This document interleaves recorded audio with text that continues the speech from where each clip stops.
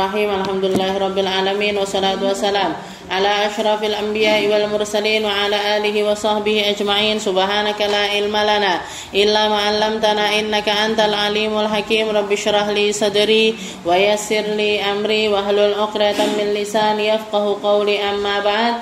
Alhamdulillah ala nikmatil Islam, alhamdulillah ala nikmatil iman, wa kafa biha min ni'mah. Alhamdulillah, siang hari ini kita kembali menjadi hamba-hamba Allah Ta'ala yang dihadirkan di taman-taman syurganya. Semoga taman syurga kita ini menjadi pendahulu bagi taman syurga kita juga di kuburan kita nanti. Jadi taman syurga juga di akhirat nanti, sehingga kita semuanya menjadi manusia-manusia yang mendapatkan sa'adatad darain, keindahan hidup di dunia karena berteman sama teman-teman yang baik, karena kumpul di dalam kebaikan, karena kumpul di dalam kebaikan orang-orang yang mampu merasakan dan bisa merasakan nikmatnya duduk-duduk di tempat yang semacam ini merupakan DP dari kenikmatan yang akan Allah Subhanahu wa taala berikan di akhirat nanti. Karena keindahan yang dijanjikan oleh Allah Ta'ala di surga itu bukan hanya keindahan secara fisik saja, bukan cuma dengan istana-istana yang indah, ataupun juga tempat-tempat pohon-pohon yang luar biasa indah dan nikmatnya, bukan cuma itu, tapi lebih daripada itu, karena semua penghuni surga adalah manusia-manusia yang memiliki akhlak tertinggi. Tidak ada lagi rasa benci-bencian di sana. Tidak ada lagi yang rasanya hasut-hasutan di sana. Tidak ada lagi rasa-rasa gerenjel di dalam hati. Tidak ada. Kita akan berada di tempat yang dikelilingi oleh manusia-manusia dengan hati yang luar biasa indah. Dikatakan oleh Nabi Muhammad SAW bahwasanya para penduduk surga itu secara fisiknya tinggi mereka seperti tingginya Nabi Allah Adam.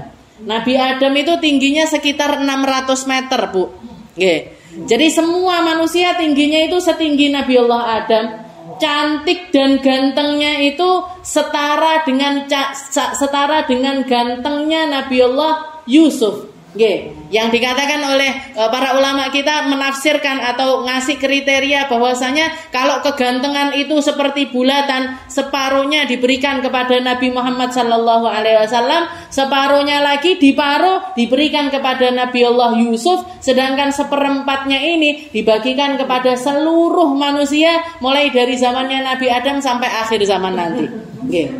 Jadi lek jenengan delok wong ganteng saiki niku sebiji debunya gantengnya Nabi Muhammad. Tidak ada apa-apanya sama gantengnya Nabi Allah Yusuf. Nah, penduduk surga itu lakinya perempuannya kegantengannya itu setara. Setara seperti siapa? Seperti Nabi Allah Yusuf. Sedangkan akhlaknya seindah akhlaknya Nabi Muhammad SAW. Jadi yang paling indah di dalamnya bukan cuma secara fisiknya saja, tapi manusia-manusia yang ada di tempat tersebut adalah manusia-manusia pilihannya Allah Ta'ala yang memiliki akhlak luar biasa indah. Makanya kalau kita sekarang di dunia disuruh sabar sama Allah Ta'ala, disuruh tidak memaafkan, disuruh berakhlak dengan akhlak yang mulia, agar kita terbiasa, agar kita terbiasa meskipun kita sedang berproses. Tidak mungkin sempurna akhlaknya seperti akhlaknya Nabi Muhammad SAW, tapi kita sedang perjalanan menuju ke dalam hal tersebut. Saentae umurmu, habiskan waktumu untuk fokus di dalam kebaikan-kebaikan, di dalam melakukan perkara-perkara yang diridhoi oleh Allah Ta'ala. Nanti penyempurnaannya di surga, nanti ditumplekne keindahannya itu di dalam surga. Semuanya akan dihiasi oleh Allah Subhanahu wa Ta'ala dengan akhlak tertinggi, dengan dohir yang paling indah, serta batin juga yang paling indah. Makanya benar sekali ketika para ulama kita itu mengatakan kenikmatan yang mereka rasakan itu di dalam ibadah-ibadah. Kalau Habib Ali Habsyi, yang ngarang Maulid Habsyi atau ngarang Maulid Simtud Durar, beliau itu mengatakan masyi ka majma'il maulid tujallil kurub. Ndak ada tempat yang paling bisa ngobati sakit hatiku. Kalau aku lagi sumpek-sumpek, aku lagi galau-galau, aku lagi nggak enak hati, aku lagi capek luar biasa mikirkan kehidupan di dunia ini, yang paling bisa menyembuhkannya adalah ketika saya duduk baca bareng-bareng, baca sejarah hidupnya Nabi Muhammad sallallahu alaihi wasallam.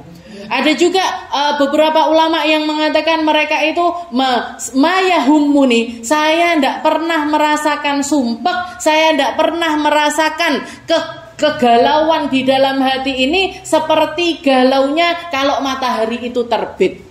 Maksudnya apa? Karena malam hari adalah waktu saya untuk bermunajat kepada Allah Ta'ala, waktu saya untuk berdua-duaan kepada Allah Ta'ala. Yang paling mengganggunya, ya, istilahnya yang memecahkan rasa nikmat ketika saya berduaan dengan Allah Ta'ala itu adalah ketika terbitnya fajar, ketika azan subuh. Nggak bisa lagi, wong-wong mulai tangi, orang-orang mulai bangun, orang-orang mulai beraktivitas, orang-orang rame neh ini dan lain sebagainya, buminya terang benderang dan lain sebagainya. Itu yang bikin saya sumpek.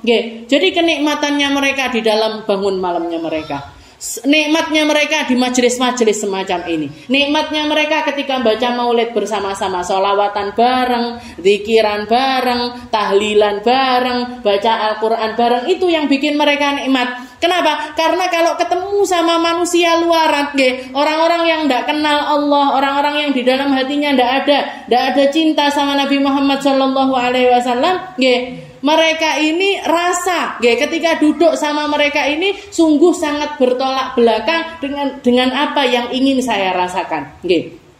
Tapi ketika kumpul-kumpul semacam ini, satu rasa kita, satu misi kita, yaitu pengen nyari ridhonya Allah Subhanahu wa Ta'ala. Golek sangu kabeh, nyari sangu semuanya, nyari untuk menyelamatkan kehidupan kita, bukan kehidupan di dunia, tapi kehidupan pasca kematian. Kehidupan setelah ruh kita diambil sama Allah Subhanahu wa Ta'ala. Hidup di mana kita hidup di dalam keabadian.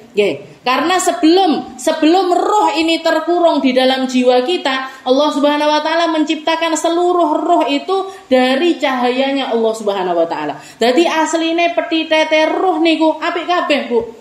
Semuanya senang dengan kebaikan, semuanya cinta dengan kebaikan, semuanya mau untuk diajak ngikuti jalannya Nabi Muhammad sallallahu alaihi wasallam. Makanya Allah Subhanahu wa taala mengatakan di dalam Al-Qur'an, ya ayyuhalladzina amanu stajibu lillahi wa lirasulihi idza da'akum lima yuhyikum. Allah taala mengatakan, wahai orang-orang beriman, sambutlah, datangilah kalau kamu dipanggil, kalau kamu diundang. Diundang sama siapa? Diundang sama Allah, diundang sama Rasulullah, lewat manusia-manusia yang ngikuti caranya Nabi di dalam hidup mereka, yang nyambungkan lisannya Nabi untuk memperbaiki umat, yang nyambung perkataannya Nabi untuk menyelamatkan umat.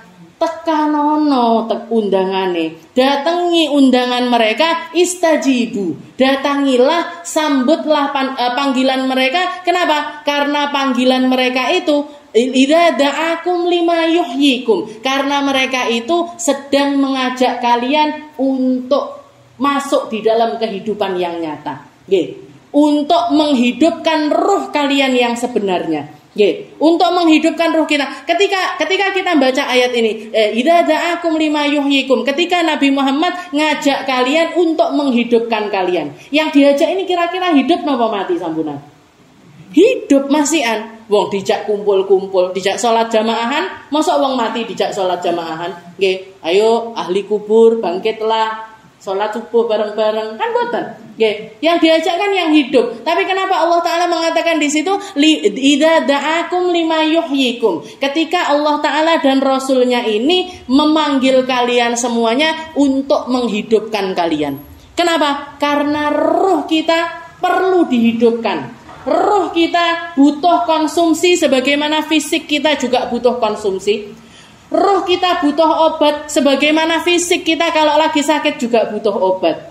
Roh kita butuh asupan makanan sebagaimana badan kita juga butuh asupan makanan. Dan asupan makanannya itu dakwah, asupan makanannya itu zikir, asupan makanannya itu wirid, asupan makanannya itu bacaan Al-Quran, asupan makanannya itu adalah dakwahnya Nabi Muhammad Sallallahu Alaihi Wasallam. Jadi istilahnya Allah Ta'ala ingin mengatakan, hiduplah kamu di atas muka bumi ini, bukan cuma jasad kamu aja yang hidup, rohmu juga harus hidup.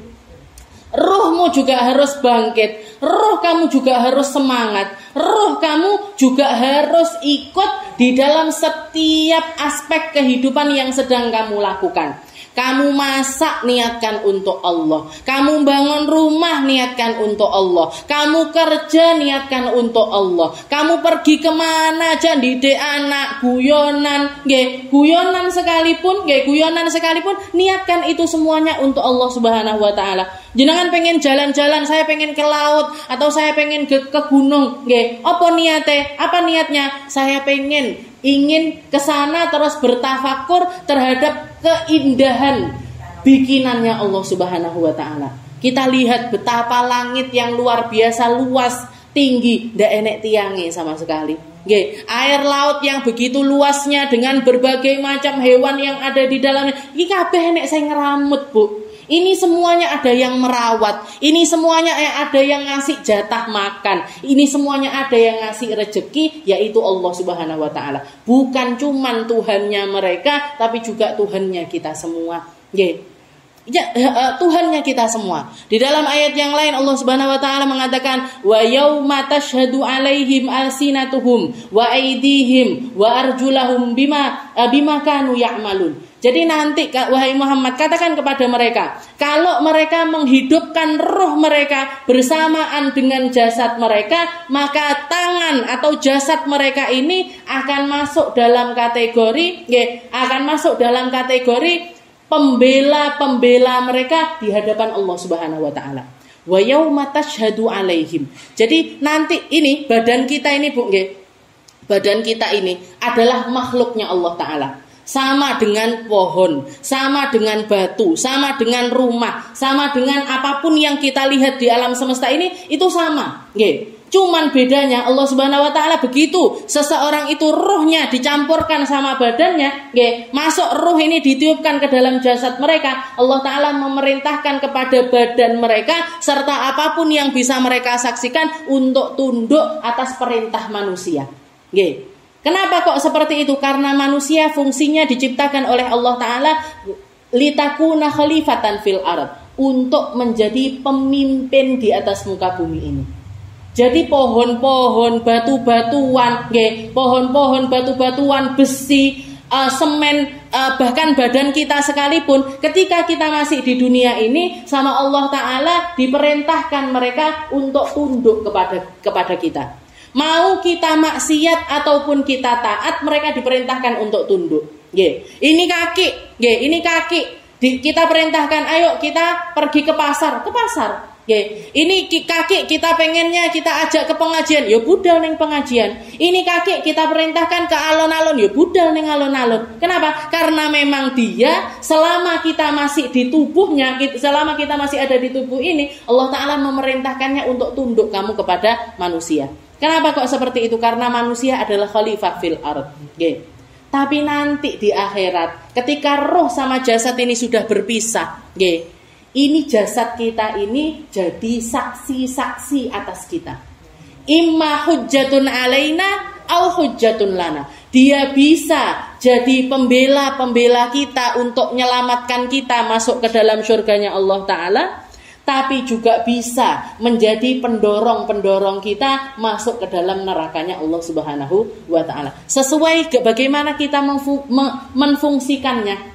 Kalau misalkan lisan kita nanti ngomong, bukan ngomong karepnya kita, tapi ngomong sesuai dengan kenyataan yang kita dia itu dipakai untuk apa. Ketika Allah Ta'ala nanya, wahai lisan, kamu dipakai untuk apa aja? Saya dipakai buat zikir ya Allah, saya dipakai untuk sholawatan ya Allah, saya dipakai untuk ngaji ya Allah, saya dipakai untuk dakwahkan orang, dipakai untuk nyampaikan ilmu dan lain sebagainya, bakalan ngomong. Tapi begitu juga sebaliknya, dipakai untuk apa kamu? Dipakai untuk makan haram ya Allah, dipakai untuk minum khamr ya Allah, dipakai untuk mengonsumsi narkoba ya Allah, dipakai untuk ribain orang, buat nyelatu orang, nyaci maki orang, dia juga bakalan ngomong sama Allah Ta'ala. Okay. Makanya imma hujjatun lana au hujjatun alaina. Bisa jadi pembela kita, bisa juga jadi pendorong kita. Naudzubillahi min dzalik. Makanya dakwahnya Nabi Muhammad ini fungsinya adalah menghidupkan kita, menghidupkan ruh kita, biar apa? Biar jasad kita ini pun ridho dengan apapun yang sedang kita lakukan. Bangga di hadapan Allah Ta'ala dengan kenyataan saya ya Allah dipakai sama fulan bin fulan, dipakai sama orang ini, dipakai sama orang ini, semuanya untuk nyari ridhonya Engkau. Makanya dikatakan oleh para ulama, seberuntung-beruntungnya manusia adalah di mana ketika Allah Subhanahu wa Ta'ala mencecar mereka dengan pertanyaan, ini semua yang menjadi saksi hidupnya itu, semua yang jadi saksi hidupnya itu membela mereka untuk bawa mereka menuju surganya Allah Subhanahu wa Ta'ala. Muga-muga awake dhewe niku nggih. Semoga kita bisa mengemban amanah ini. Semoga kita bisa mempergunakan seluruh modal yang Allah Subhanahu wa Ta'ala anugerahkan kepada kita, bukan tentang diri kita, bukan untuk diri kita, tapi tentang menyelamatkan diri kita di hadapan Allah Subhanahu wa Ta'ala. Nggih. Kita lanjutkan pembahasan kita masih di dalam kitab Bidayatul Hidayah, masih di dalam kitabnya Imam Ghazali, ila anqal sampai kepada perkataan beliau yang mengatakan fa illam yahdur qalbuka fa hadza liqusuri ma'rifatika bi jalalillahi ta'ala wa qaddir anna rajulan salihan min wujuhi ahli baitika yanduru ilaik liya'lama kaifa salatuk fa inda dzalika yahduru qalbuk wa taskunu jawarihuk. Jadi kita masih bahas tentang bab khusyuk, nggih. Sebagaimana yang kita tahu, khusyuk itu adalah rohnya ibadah. Ibadah itu dohirnya, sedangkan rohnya dia adalah khusyuk di dalamnya. Kalau kita ngaji bisa khusyuk, berarti ya dohir ibadah, batinnya juga ibadah. Kalau kita sholat bisa khusyuk, berarti dohirnya ibadah, batinnya juga ikut ibadah. Seperti itu. Jadi di sini beliau mengatakan fa illam yahdur qalbuk, kalau kamu masih jadi seseorang yang hati ini untuk bisa khusyuk itu masih sangat sulit sekali, seangel banget pikirannya mesti melayu-melayu neng dindi, pikirannya yang mikirkan ini, mikirkan itu, mikirkan masaan, mikirkan putune, mikirkan arep mantu, mikirne opo sembarang kali, pikiran-pikiran kita. Kalau kamu adalah orang-orang yang belum bisa hadir hatinya ketika sholat, fahadza liqusuri ma'rifatika bi jalalillahi ta'ala, ketahuilah maka itu penyebab utamanya adalah karena ketidakmengertiannya kita atas kekuasaannya Allah Subhanahu wa Ta'ala, atas kemahamendengarnya Allah Ta'ala, atas kemahamelihatnya Allah Ta'ala. Karena istilahnya pikiran kita tentang Allah Ta'ala itu masih tarik ulur, kadang ngiling, kadang ora, kadang khusyuk, kadang ora, kadang wis khusyuk melbu setane, ngaji khusyuk krungu dok hilang yoan. Itu kan berarti apa? Berarti kita masih orang-orang yang seperti itu. Maka Imam Ghazali memberikan satu hal, istilahnya ada tips dari beliau, faqaddir, bayangkan, maka ketika kamu sholat atau kamu berarti kamu masih jadi orang yang belajar khusyuk. Belum khusyuk, belum khusyuk, tapi kita adalah orang yang belajar khusyuk.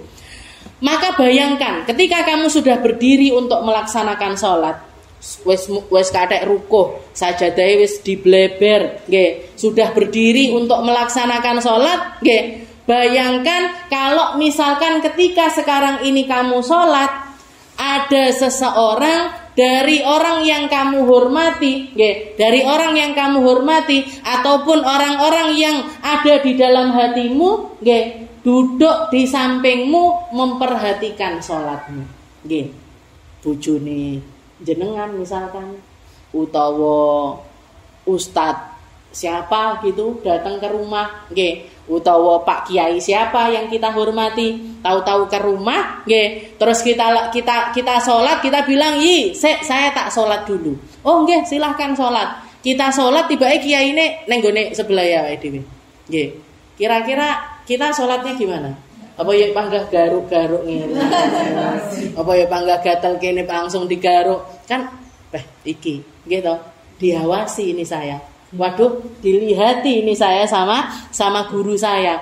Dilihati ini saya sama orang yang saya anggap penting di dalam diri kita. Makanya beliau mengatakan, "Anna rajulan shalihan min wujuhi ahli baitika yanzuru ilaik liya'lama kaifa shalatuk." Dan dia sedang memperhatikan kita salat. Fa inda dzalik, katanya beliau, ketika itu bisa dipastikan hatimu hadir dan badanmu tenang. Nggih. Hatimu hadir, kamu akan berusaha untuk khusyuk karena fokus memperbaiki dohir sholat kita, sehingga batin kita pun juga berusaha untuk tenang, nggak mikirkan perkara-perkara yang lain. Insya Allah nggak lali rokaate, insya Allah nggak lali kunute, insya Allah nggak lali ini tasyahudnya dan lain sebagainya, bacaane kimang wis Fatihah apa dulu, insya Allah nggak. Iki mang suratku opo, insya Allah eling, nggih. Jadi katanya beliau, bayangkan kalau misalkan ada seseorang yang duduk di sampingmu memperhatikan tentang sholatmu dari awal sampai akhir. Ya, dari awal sampai akhir. Katanya beliau, yakin mesti khusyuk, yakin mesti badannya itu dalam keadaan tenang. Tsummarji ala nafsik. Setelah itu kembalikan kepada dirimu. Setelah itu bicaralah dengan dirimu sendiri, waqul, dan katakan kepada hawa nafsumu, katakan kepada jiwamu, ala tastahi min khaliqika wa maulak. Wahai jiwa, wahai roh, wahai hati, wahai pikiran, wahai segala sesuatu yang menjadi perkara yang menopang kekhusyuan saya di dalam sholat, apa kamu tidak malu sama Allah Ta'ala? Apa kamu tidak malu sama yang menciptakanmu? Apa kamu tidak malu sama yang ngasih rezeki kamu? Apa kamu tidak malu sama yang nyehatkan kamu? Apa kamu tidak malu sama zat yang memberikan segala sesuatu yang ada pada hidupmu? Nggih. Kok dilihat orang kamu khusyuk, sedangkan dilihat Allah Ta'ala kamu seringkali tidak khusyuk? Nggih. Ketika kamu sendirian, ketika kamu ndak ada orang, ketika kamu sholatmu sak karepe, sak cepet mungkin, nggih.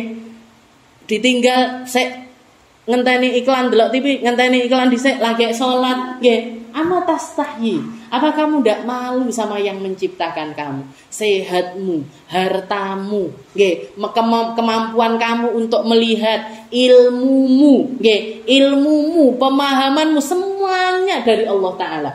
Dan bahkan sesuatu yang paling berharga di dalam dirimu, yaitu iman dan Islammu, juga dari Allah Subhanahu wa Ta'ala. Terus kamu malah tidak khusyuk di hadapan Allah, dan kamu memperhatikan ketika dilihat sama orang.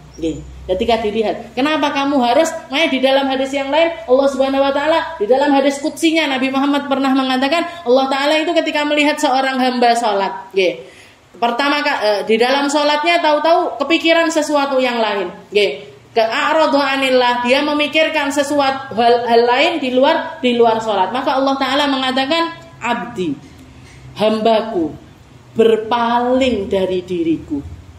Hambaku berpaling dari diriku, apa sesuatu yang bikin dia berpaling ini jauh lebih baik daripada aku, tapi tak maafkan kan? Dimaafkan sama Allah Ta'ala. Kedua kali lagi, pas berdiri tidak khusyuk, Allah Ta'ala ngomong seperti itu. Pas rukuk tiba-tiba tidak khusyuk, Allah Ta'ala ngomong lagi kedua kali, abdi, hambaku berpaling dari diriku untuk kedua kalinya, padahal aku yang ngasih dia rezeki, aku yang nguatkan kakinya untuk sholat, aku yang bikin punggungnya masih bisa rukuk dan sujud, aku yang memberikan segala sesuatu kepada dirinya, a'radhu anni. Tapi dia memilih untuk memikirkan sesuatu selain diriku. Tapi tak maafkan lagi. Dimaafkan yang kedua kali sama Allah Ta'ala. Tapi begitu yang ketiga kali, Allah Ta'ala mengatakan, abdi, a'rada anni, hambaku berpaling dari diriku, dia memikirkan sesuatu yang lainnya. Apakah sesuatu yang lain itu jauh lebih baik daripada aku? Sekarang aku balik berpaling dari dirinya. Sekarang aku ganti, gak mau memandang pada dirinya. Sekarang aku cabut sesuatu yang keindahan yang paling indah yang aku berikan kepada hamba-hamba solehku, gak akan aku berikan kepada dirinya. Apa itu? Khusyuk. Gak mungkin khusyuk orang ini. Maka Allah Ta'ala berpaling dari diri orang tersebut. Makanya kalau kita lihat, ya Allah, hidup saya, kenapa hati ini kok gusar, itu seringkali gusar, seringkali ngeresulo, seringkali melakukan, mulut ini masih sulit dikontrol dari macam-macam maksiatnya, mata ini masih sulit dikontrol dari berbagai macam kesalahannya. Kenapa kira-kira kok semacam itu? Kita lihat, kita kembalikan kepada sholat kita. Kira-kira sholat kita sudah lurus, sudah benar, sudah bisa benar-benar lillahi ta'ala apa belum? Kalau enggak, kita berusaha untuk memperbaikinya sambil terus minta maaf sama Allah Ta'ala. Makanya kalau kita lihat setiap kali kita sholat, begitu salam, assalamualaikum warahmatullah, assalamualaikum warahmatullah, para ulama kita itu langsung mengajarkan sesuatu yang pertama kali kita keluarkan, astaghfirullah, astaghfirullah, astaghfirullah. Ya Allah, minta ampun ya Allah. Bahkan di dalam sholat saya yang durasinya begitu pendek, yang bacaannya juga semuanya pendek, yang harusnya saya bisa fokus kepada Engkau pun saya masih memikirkan sesuatu yang lain. Ampuni saya ya Allah. Langsung begitu salam, astaghfirullah, astaghfirullah, astaghfirullah. Minta ampun sama Allah. Jadi katanya beliau seperti itu. Ala tastahyi min khaliqika wa maulak. Id qaddarti ittila'a 'abdin dzalilin min ibadihi 'alaik. Ketika kamu lebih memilih untuk diperhatikan kepada seorang hamba yang hina, yang ndak ada harganya, istilahnya yang bukan siapa-siapa di hadapan Allah Ta'ala, setinggi apapun nasab mereka, setinggi apapun keilmuan mereka, setinggi apapun kedudukan mereka, mereka adalah hamba-hamba Allah Ta'ala, mereka adalah sesama orang-orang yang tunduk dan patuh kepada Allah Ta'ala, dan kamu memilih untuk lebih khusyuk di hadapannya ketimbang khusyuk di hadapan Allah Subhanahu wa Ta'ala. Walaysa biyadihi darruka wala naf'uk. Dia tidak punya, dia adalah orang tersebut bukanlah orang yang mampu ngasih bahaya kepada dirimu atau memberikan kemanfaatan pada dirimu. Khashat jawarihuka wa hasunat salatuka thumma innaka ta'lamina annahu muttali'un 'alaik wa la takhsha'ina li'azamatihi. Huwa ta'ala aqallu indaka min 'abdin min ibadi. Katanya beliau, apakah hamba tersebut apakah Allah Subhanahu wa Ta'ala lebih rendah dibandingkan hamba tersebut sampai kamu bisa melakukan hal yang semacam itu? Fama asyaddu tughyanika wajahlak. Betapa jauhnya kita dari kekhusyuan, betapa jauhnya kita dari ketidakfahaman kita, betapa jauhnya kita untuk bisa berterima kasih kepada Allah Subhanahu wa Ta'ala. Wa ma a'dama adawatika li nafsik. Dan betapa egois dirimu itu masih begitu menyelimuti di dalam hatimu. Ini yang harus kita hilangkan. Ini yang harus kita usahakan untuk kita basmi. Fa'alij qalbak. Katanya beliau, obati hatimu.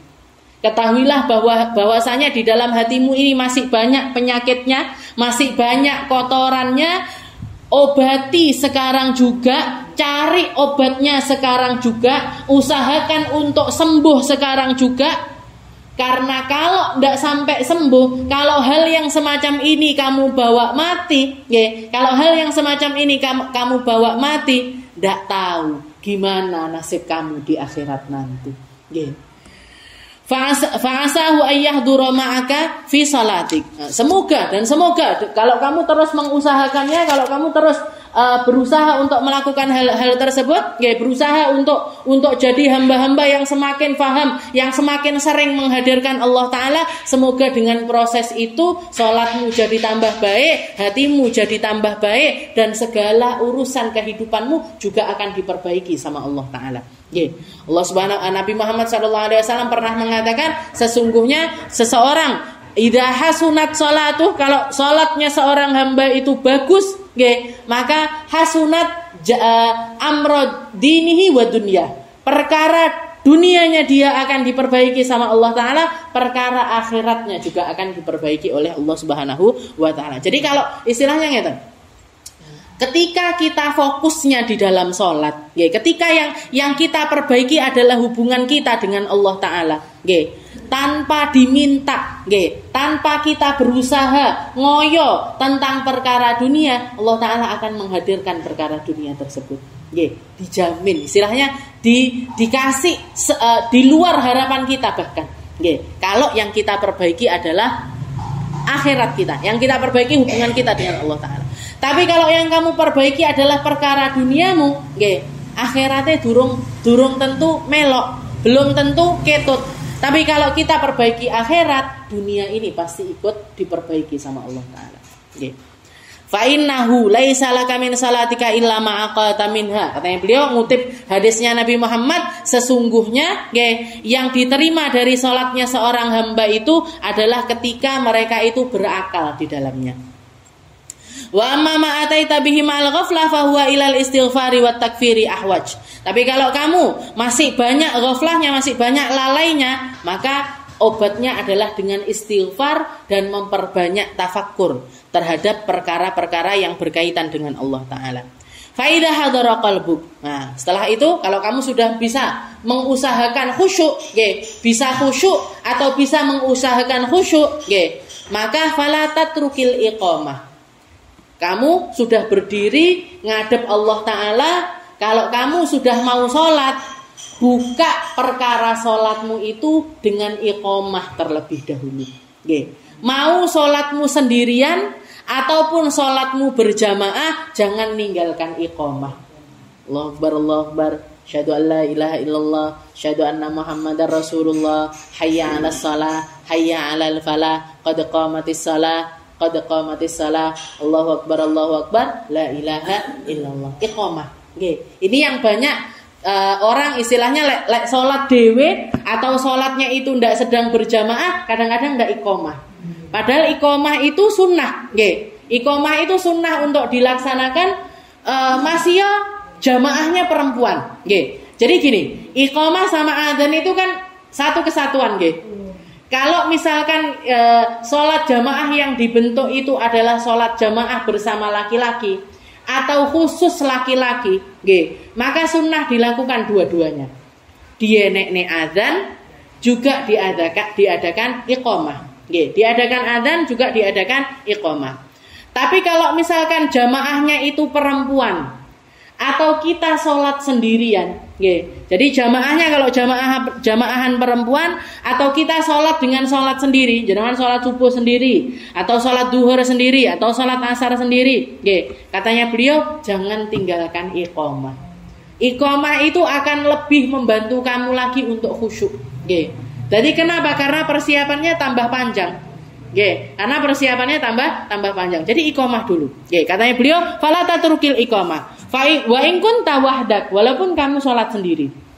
Walaupun kamu sholat sendiri. Wa in intadarta hudura jamaah fa'adzin tsumma aqim. Nah, ini buat laki-laki ya. Jadi kalau misalkan kamu nunggu jamaah yang lainnya, silahkan kamu adzan dulu enggak apa-apa. Meskipun misalkan ngeten. Kalau misalkan untuk ini hukumnya adzan, kalau untuk adzan di masjid-masjid, memang tempat-tempat yang ada corongnya, yang ada pembesar suaranya, ada mikrofonnya, banter, dirungokne wong sak kampung dan lain sebagainya, maka sebaiknya adzan itu dilaksanakan, adzan itu dilaksanakan pas nepati masuknya waktu sholat. Jadi misalkan duhur 11:30 misalkan gitu. Maka berdiri satu orang laki-laki untuk mengumandangkan azan. Azan ini kalau di masjid-masjid fungsinya adalah ngasih tahu orang tentang masuknya waktu sholat, memberitahu kepada orang-orang sekitar tentang masuknya waktu sholat. Tapi kalau misalkan ada rombongan, jenengan misalkan lagi berangkat bareng-bareng ziarah wali-wali misalkan gitu, ziarah wali-wali. Pas nepati adzan, pas di perjalanan. Pas nepati adzan itu pas di perjalanan. urung mampir masjid, belum mampir ke tempat untuk sholat. Sudah janjian, Bu, nanti sholatnya sekitar jam 1 siang, mampir di masjid ini, mampir di satu masjid. Setelah itu nanti sekalian makan siang di situ, misalkan, pengumumannya seperti itu, akhirnya ngumpul, masjidnya wes bubaran gitu. Jam 1 kan berarti sholat duhurnya sudah bubaran. Nah, ketuanya rombongan ini sebaiknya sambil nunggu jamaahnya itu ngumpul, azan dia. Tapi ndak usah neng mik, azan aja di masjid, azan, di masjid azan Allah Akbar untuk ngajak orang-orang, ngasih tahu orang-orang ngumpul kalau di sini akan dilaksanakan sholat berjamaah. Baru kalau imamnya sudah berdiri, makmumnya wis toto, wis jejer-jejer kabeh, baru iqomah. Baru iqomah. Jadi itu mau ngumpulnya di masjid, atau ngumpulnya di lapangan, atau ngumpulnya dimanapun. Kalau ada rombongan, meskipun tidak banyak, misalkan jenengan 2 mobil, misalkan gitu, orang 15, budalan, atau orang 10 berangkat bersama-sama keliling-keliling atau silaturahmi pas waktu lebaran gitu, dari rumahnya saudara ke rumahnya saudara dan lain sebagainya. Nah, mampir di rumah salah satu saudara kita, ngumpul, diumumkan dulu, ayo waktunya sholat jamaahan, waktunya sholat jamaah, tapi pas jam 1, ya sudah ngumpul sambil nunggu orang-orang wudhu dan lain sebagainya, azan dulu. Diperintahkan satu orang lagi untuk azan. Nah, kalau sudah ngumpul jejer-jejer kabeh baru iqomah. Jadi azan iqomah itu tidak harus di masjid, tidak harus di musola.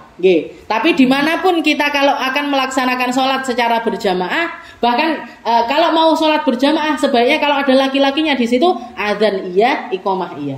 Karena waktu zamannya Nabi Muhammad SAW ada seorang perempuan, namanya Syafa. Syafa ini pintar luar biasa, hafal Quran, ngerti hadis-hadis, hafal hadis itu banyak. Minta izin sama Nabi, dan beliau ini sudah tidak punya suami, janda istilahnya.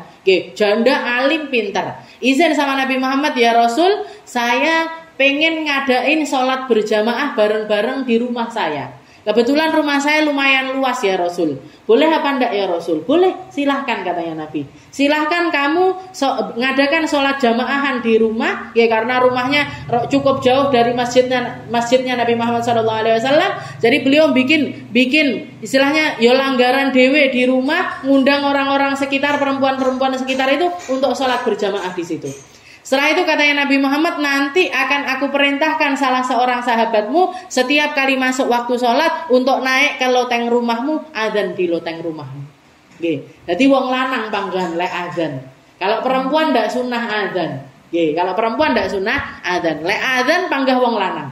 Jadi laki-laki itu sahabatnya Nabi itu setiap masuk waktu sholat, tugasnya dia adalah pergi ke rumahnya Syafa ini tadi, Sayyidah Syafa ini tadi, untuk azan di loteng rumahnya beliau. Nanti jamaahannya perempuan-perempuan.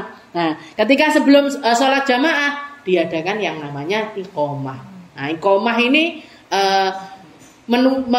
untuk aba-aba mau budal sholat istilahnya gitu.